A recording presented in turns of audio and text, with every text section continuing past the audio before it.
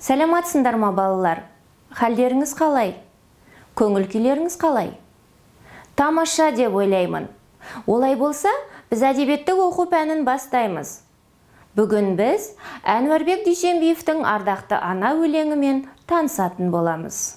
Біз бұл сабақта Әнуарбек Дүйсенбиевтің ардақты ана мәтінімен және Әбдіш Шымбатыровтың қуаныш мәтінімен танысатын боламыз. Мәтіндерден тірек сөздерді тауып, тірек сөздерді пайдаланып, мәтін кейіпкеріне хат жазатын боламыз. Ал балалар, миға шабуыл әдісі бойынша сөз жұмбақ шешуге шақырамын. Сөз жұмбақты дұрыс шешсеңіздер, нақыл сөз шығады. Бәйтерек, бұлақ, жағасындағы құрақ деп кімдерді айтушы едік? Сәттілік.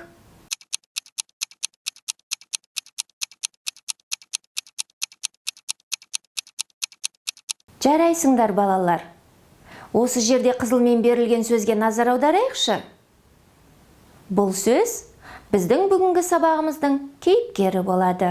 Ардақты ана өлеңінің авторы Әнуарбек Дүйсенбиев туралы бейнебаянға назар аударыңыздар. Өлеңмен өрнек көрген сырбаз қаламгер шығармашылығын балалар әдебиетімен ұштастырды. 48 жылдық ғұмырында парадта, сыйлық, не деу керек сынды 10-нан астам өлең жинақтарын жарыққа шығарған. Оның әрбір жыр шумақтарынан ұлттық рухтың, биік адами құндылықтың, отанға, анаға деген кіршіксіз махаббаттың лебі сезіледі. Жетісу өңірінің тумасы қызмет жолын балдырған журналында жауапты хатшы болып бастаған. Кейін Жалын баспасында бөлім меңгерушісі, одан соң жазушы баспасында аға редактор ретінде жұмыс істеді. Жеке шығармаларынан бөлек ақын Лермонтов, Радари, Маршак, Михалков, Барто сынды шетел қаламгерлерінің туындыларын қазақ тіліне аударды. Өмірден озғанына 40 жылдай уақыт өтсе де, Әнуарбек Дүйсенбиевтің өлеңдері ел жадында мәңгіге жатталып қалды. Ардақты ана, ардақты ана, аяулана қымбаттым, тәтті ұйқыңды бөліп талай түн қаттың. Өміріме нәрін берді ақ сүтің, кең құшағың, аясындай гүл бақтың. Мен өзіңмен қайда болсам біргемін, махаббатың жүрегімде жүрменің. Күн нұрындай жадырай бір күлгенің, қандай жақсы ортамызда жүргенің. Ер жеткізіп елге берген баласын, ақылдысың, ардақтысың, данасың.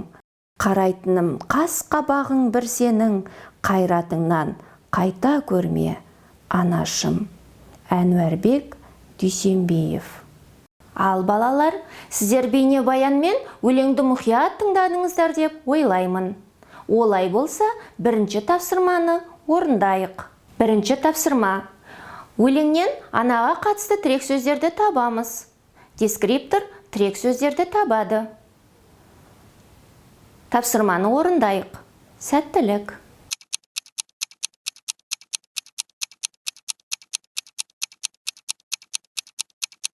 Жарайсыздар. Сіздер тапсырманы дұрыс орындағандарыңызға сенімдімін. Ал енді балалар, келесі мәтініміз Әбдіш Шымбатыровтың қуаныш мәтінін назар салып тыңдаймыз. Қуаныш. Роза биыл ғана мектеп табалдырығын аттады. Бір күні сабақтан келсе, үстел үстіндегі күнтізбенің жыртылған беті жатыр. Есіне түсе кетті. Бұл күн анасының туған күні. Сондықтан анасы жұмыстан келгенше сыйлық әзірлеуді ойлайды. Не сыйлауға болады? Деген ой мазалай берді. Әрі ойлап, бері ойлап, кітаппен айна алуға тоқтағанда ақшасы жоқ екені есіне түсті.